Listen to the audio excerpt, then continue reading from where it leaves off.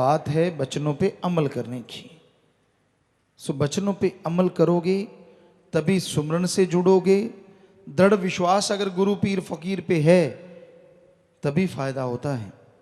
और आप हर चीज पे दृढ़ विश्वास करते हैं। यहाँ से बस पे बैठते हैं, सैकड़े किलोमीटर जाते हैं, चाहे अनजाने में से ही, लेकिन आपने ड्राइवर पे विश्वास किया, यकीन किया। अगर यकीन नहीं, क्या पता कहाँ ठोक दे, तो डर नहीं लगा आपको? नहीं।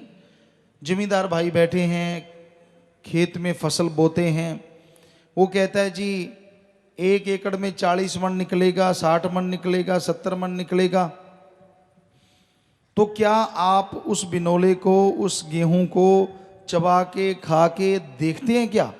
आपको पता चल जाता है कि ये 1 एकड़ में वाकई 40 मन निकलेगा? सूंघ के पता चलता है, स्पर्श, ये मनोइंद्रियां हैं, क्या इनसे कुछ पता चलता है आपको? नहीं पता चलता। फिर आप इतना महंगा बीज कैसे ले लेते हैं? क्योंकि आप उस पर यकीन करना ही पड़ता है और कर लेते हैं। डॉक्टर कहता है भाई आपका ऑपरेशन होगा, आप कहते हैं जी, कहता लिख के दे दो, ऑपरेशन के दरमियान मर गए तो उसके खुद जिम्मेवार हो।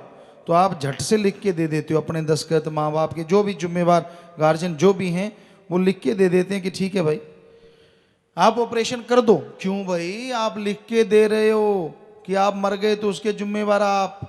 क्यों?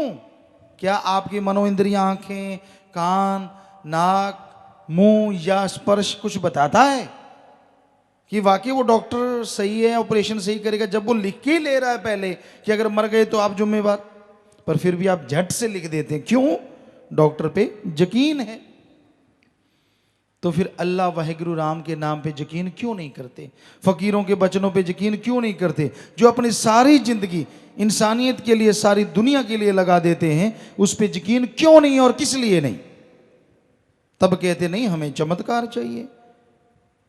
अगर आप ये कहो बीज वाले को कि मुझे तो पहले 40 मन सामान चाहिए फिर बीज लूंगा, डॉक्टर को कहो पहले तंदुरुस्ती चाहिए फिर ऑपरेशन करवाऊंगा, क्या ये हो सकता है? नहीं, पहले ऑपरेशन होगा फिर तंदुरुस्ती, पहले बीज बोना पड़ेगा फिर। तो ऐसे तो संत कहते हैं ये ले बीज राम नाम का और ये तुझे भगवान रूपी फसल से मिला देगा। यकीन तो करना पड़ेगा ना।